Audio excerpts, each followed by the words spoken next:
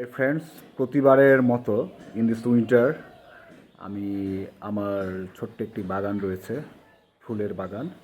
সেই ফুলের বাগানের আপডেট কি সেটি চলেন আপনাদের দেখাই। আমি নিজেও দেখব আর আপনাদেরকেও দেখাবো। মূলত এই বাগানটি হচ্ছে আমার খুব শখের, আর এটার ফুল দায়িত্ব আমার বাবা, তার মানে একবারে ছোট বাচ্চার মতো যেভাবে লালন পালন করতে হয় ঠিক সেভাবে এই বাগানটিকে লালন পালন করে।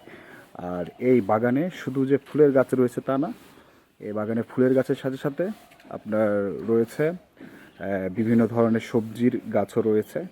তো চলেন শেয়ার করা যাক। আর এই গোলাপটি আমার খুব পছন্দের, এটা হচ্ছে ডামেক্স রোজ। এটা গোলাপের একটি প্রজাতি, একটা অনেকটা একটু পিঙ্ক হোয়াইট টাইপের, লাইট পিঙ্ক যেটা দেখতে পাচ্ছেন।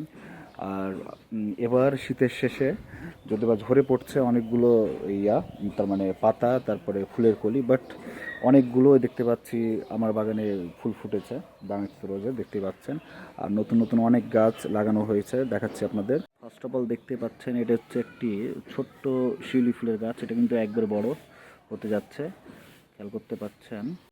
তারপরে এই টবগুলোতে দেখতে পাচ্ছেন অনেকগুলো ফুলের জাত রয়েছে, তার মধ্যে রয়েছে গাঁদা রয়েছে, গাঁদার প্রজাতিরগুলোর মধ্যে রয়েছে চায়না গাঁদা, আর ওইদিকে রয়েছে ফাইকাস গাছ রয়েছে, আর যে স্নেক প্ল্যান্ট যেটাকে মূলত বলা হয় পাতাবাহার, এই যে এখানে রয়েছে। এই যে ফাইকাস গাছটি খেয়াল করতে পাচ্ছেন বিশাল বড় হয়ে গিয়েছে, তবে আমার ইচ্ছা রয়েছে ফাইকাসের বোনসাই করা। এই যে পাতাবাহার দেখতে পাচ্ছেন, বিভিন্ন প্রজাতির পাতাবাহার রয়েছে। এটা হচ্ছে মূলত লেবুর গাছ, একটি একটি না দুইটি লেবুর গাছ রয়েছে, আর প্রতি বছরই প্রায় ছোট ছোট লেবুর গাছ থেকে আমরা লেবু পাই। আর এই যে এদিকে আরেকটা দেখতে পাচ্ছি ফাইকাস, আর অনেকগুলো টব। শীতের যেহেতু শেষ, সেহেতু আশা রাখছি যে বসন্তের সময় আবার সেই তার মানে ঝরে পড়া সেই পাতাগুলো আবার সজীব হয়ে উঠবে, আবার প্রাণবন্ত হয়ে উঠবে বাগানটি।